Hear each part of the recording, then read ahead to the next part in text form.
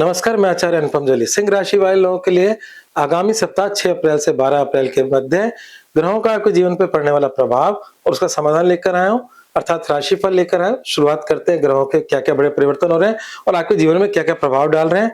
तो चंद्रमा की शुरुआत आपके चौथी राशि से, मतलब वृश्चिक राशि से, आपकी राशि चौथी राशि है, जो कि बहुत अच्छी नहीं होती। तो सप्ताह की शुरुआत खिन्नता और मानसिक चिंताओं से भरी परिपूर्ण होगी, पर 6 सप्ताह चंद्रमा के लिहाज से अच्छा है, क्योंकि चंद्रमा इसके बाद आपके 5वीं और 6ठी राशि से गुजरेंगे, मतलब मकर राशि तक चलेंगे। और मकर राशि जो उसकी अंतिम चंद्रमा की राशि होगी, वो आपको थोड़ा शक्ति प्रदान करेगी, लाभ देगी। गोचर में चंद्रमा का 6ठी राशि से गुजरना अच्छा माना जाता है। जन्म पत्रिका में कष्टकारी होता है, पर आपके गोचर में नहीं होता। तो इसलिए सप्ताह की शुरुआत चिंताओं भरी मिली रही है। अब एक अच्छी बात यह है कि ये जो हफ्ता है, ये कष्टपूर्ण तो है, पर इसके बाद के हफ्ते धीरे-धीरे अच्छे हो रहे हैं। वो कष्टपूर्ण क्यों है और अच्छे क्यों हो रहे हैं, उसकी भी चर्चा करते हैं। एक ये जो मंगल है, अभी मतलब पिछले हफ्ते के एंड में मंगल यहाँ शिफ्ट हुए हैं मीन राशि के अंदर, जो कि अच्छा नहीं है। और ये मंगल अभी ये यही रहने वाले हैं करीब ये 11 मई को चेंज होंगे। तो अष्टम में जितने ग्रह होंगे उतना कष्ट है, मतलब आपकी राशि से 8वें से गुजरने वाले ग्रह कष्ट देते हैं। तो यहाँ पर सूर्य, शनि और मंगल है। शनि तो इस साल यही रहने वाले हैं, अगले साल परिवर्तित होंगे, तो शनि की तो चर्चा करने का मतलब नहीं है। शनि लंबे समय से है, 2.5 साल रहते हैं, तो लंबा समय निकल चुका, लंबा समय बचा है, तो शनि को भूल जाते हैं। हमें तो सूर्य मंगल को यहाँ से फ्री करना है। और सूर्य मतलब आपकी राशि का स्वामी, तो आपकी राशि का स्वामी 12 अप्रैल को तो नहीं, मतलब इस हफ्ते तो नहीं, पर अगले हफ्ते 14 अप्रैल को चेंज हो जाएंगे। तो आपका बहुत बड़ा बर्डन बहुत हद तक कम हो जाएगा। और उसके बाद 11 मई को मंगल चेंज होने के बाद आपके और भी बर्डन कम हो जाएंगे। तो मैं बस यही कह सकता हूँ कि मतलब इस हफ्ते थोड़ा सा धैर्य रख लें। इस हफ्ते थोड़ा सा धैर्य रख लेंगे तो आगे के हफ्तों में धीरे धीरे ये जो दुख के बादल हैं वो समाप्त हो जाएंगे।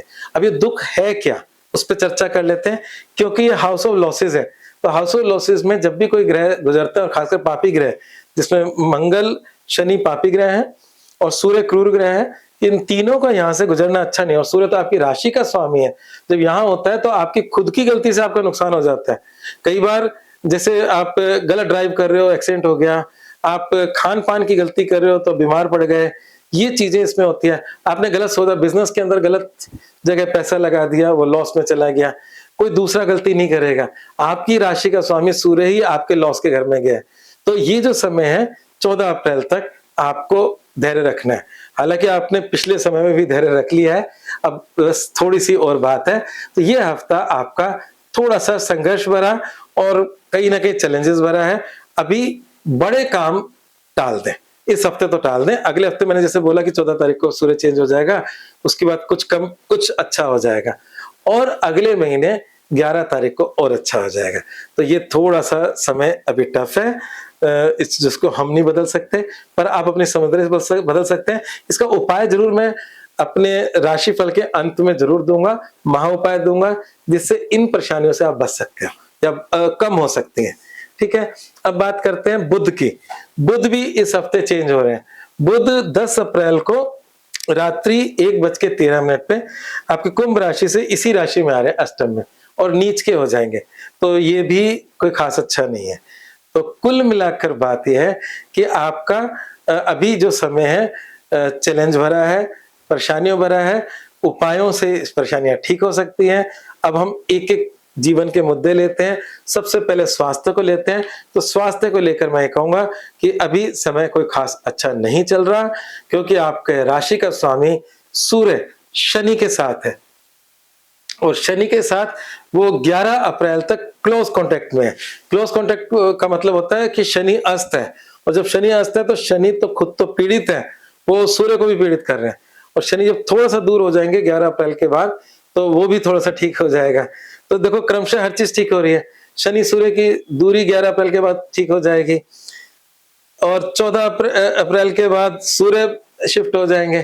तो कहने का तात्पर्य यही है कि थोड़ा अभी आप इस हफ्ते तो धैर्य रखना है, रखे बिना कोई गुजारा नहीं है। अगले हफ्ते से धीरे धीरे चीजें आपके पॉजिटिव, आपके पक्ष में आ जाएगी। तो स्वास्थ्य के लिहाज से कोई बड़ा रिस्क मत लेना, ड्राइविंग संभल के करना, कोई भी खान-पान का रिस्क मत लेना। अगर स्वास्थ्य संबंधी कोई समस्या नज़र आ रही है, तो तुरंत डॉक्टर को दिखाना, आप अपनी मनमर्जी मत करना, ठीक है ना? उपाय ज़रूर करना जो मैं आपको इस अंत में बताऊँगा आपको, ठीक है? तो अब बात करते हैं करियर, व्यवसाय और नौकरी।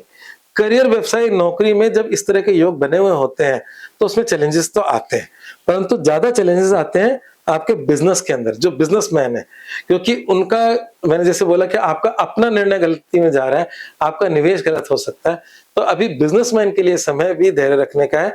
नौकरी पेशा वाले लोगों के लिए उतना तनाव भरा नहीं है, जितना बिज़नेसमैन के लिए। तो नौकरी पेशा वाले लोगों के लिए समय साधारण है, परंतु बिज़नेसमैन के लिए अभी उनको कोई बड़ा स्टेप नहीं लेना चाहिए, जो चल रहा है वो चलते रहने दें और अपना इस समय रिसर्च वर्क करें बिज़नेस के लिए, इस समय रफ वर्क करें बिज़नेस के लिए, जिससे आगे जब समय अच्छा आएगा, तो आप उसको इम्प्लीमेंट कर सको। ठीक है ना? बात करते हैं आपके जीवन में प्रेम संबंध और वैवाहिक जीवन की क्या स्थिति चल रही है। तो प्रेम संबंधों के लिहाज से और इसके साथ मैं एक चीज़ और जोड़ता हूँ शिक्षा के लिहाज से, समय A1 चल रहा है। बृहस्पति की कृपा है आपकी शिक्षा पर और बृहस्पति शिक्षा का कारक भी है और शिक्षा के घर को भी ब्लेस कर रहा है, प्रेम संबंधों को घर को भी ब्लेस कर रहा है, तो बृहस्पति का आप पे विशेष कृपा है और वो कृपा बनी रहे। और वैसे तो बृहस्पति आपके वैवाहिक जीवन को भी ब्लेस कर रहा है, पर वैवाहिक जीवन का जो स्वामी है, वो पीड़ित है शनि। तो वैवाहिक जीवन में उतनी हेल्प नहीं कर पाएगा बृहस्पति, जितना शिक्षा और प्रेम संबंधों में हेल्प कर रहा है। परंतु आपके वैवाहिक जीवन में अभी अड़चने हैं। वैवाहिक जीवन में राहु बुध बैठे हैं, बुध तो खैर शिफ्ट हो जाएंगे, पर बुध इतना बुरा नहीं है, राहु भी मित्र है, पर कोई बात नहीं। पर शनि का सूर्य के साथ अष्टम में बैठना वैवाहिक जीवन में कष्टकारी है। इसमें कभी-कभी हम ये भी मानते हैं कि आपके जीवन साथी का स्वास्थ्य चिंताजनक है या जीवन साथी का व्यवहार भी चिंताजनक हो सकता है। इन दोनों बातों में से कोई एक बात हो सकती है। तो थोड़ी बहुत दिक्कतें आपके वैवाहिक जीवन में आ रही हैं। अब बात करते हैं ओवरऑल समाधान की, जो मैं शुरू से बोल रहा हूँ कि समय गड़बड़ है तो समाधान क्या करना चाहिए। समाधान खुद को संभाल लो, सब समाधान हो गया। तो खुद को संभालने के लिए क्या करना होगा, आदित्य हृदय स्तोत्र का पाठ। सूर्य को ठीक करने का सबसे अच्छा स्तोत्र है आदित्य हृदय स्तोत्र। दूसरा स्तोत्र एक और है जो आपको 360 डिग्री आपकी चीजों को बचाएगा आपके लिए, वो है राम रक्षा स्तोत्र। राम रक्षा स्तोत्र आपके लिए बहुत ही लाभकारी है। तो ये दो चीजें आप करें। अगर आप नहीं कर सकते और आपके जीवन में सचमुच बहुत कष्ट है, तो आप किसी पंडित जी को संकल्प देके इन दोनों के 1100 पाठ करवा सकते हो, उससे आपको लाभ मिलेगा। नहीं तो आप कुछ भी नहीं कर सकते, तो राम जी को रिझाने के लिए हनुमान जी को पकड़ लो, हनुमान चालीसा का पाठ कर लो। ये कहते हैं ना कि हनुमान तुलसीदास जी भी सबसे पहले हनुमान जी से मिले, राम जी तक जाने का रास्ता उनके पास नहीं था, तो उनको हनुमान जी का रास्ता जरूर मिल गया था, तो वहां से वो राम जी तक पहुंचे। तो मैं यही कहूंगा कि या तो आदित्य स्तोत्र का पाठ जरूर करें, राम रक्षा स्तोत्र का पाठ करें। अगर आप संस्कृत में बहुत अच्छे नहीं हैं और आप नहीं कर सकते तो पंडित जी से कराएं, नहीं कुछ भी नहीं करवा सकते तो हनुमान चालीसा का पाठ करें। इन सब चीजों से आपके ये जो एक हफ्ता, मैंने कहा अगले हफ्तों में चैलेंजेस हैं पर धीरे धीरे कम होते जा रहे हैं, स्टेप बाय स्टेप। मैंने डेट्स आपको बता दी है, तो ये सब उपाय करें। अब मूल मंत्र क्या है, अपने अनावश्यक क्रोध पर नियंत्रण रखें, नया जोखिम अभी ना लें। क्या होता है कि हम अपनी गलतियों से, केतु आपकी राशि से गुजर रहा है, तो आपके क्रोध के अंदर आप कई बार अपना विनाश कर लेते हैं, जो मैं शुरू से बोल रहा हूं। तो अपने क्रोध पर नियंत्रण रखें और कोई भी नया जोखिम ना लें। आज बस इतना ही, धन्यवाद। मेरे चैनल को सब्सक्राइब करना ना भूलें।